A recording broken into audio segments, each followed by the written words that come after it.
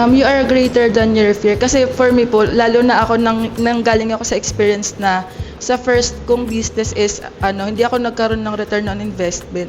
But kaya po ako umattend ngayon dito sa training na to, sa B2B, para po malaman ko kung ano yung mga naging mistake ko sa una. Yun po yung mas natutunan ko ngayon na kailangan talaga may enough knowledge ka about this sa business na papasukin mo. And then follow mo po yung business plan and then yung concept. Yes, at first po may doubt ako na dahil sa dami ng competitors, baka mamaya hindi naman maging unique yung idea ko or yung concept. Pero dahil po dito sa training na to, mas naging malinaw po sa akin na kailangan i-push ko po yun kasi yun yung passion ko.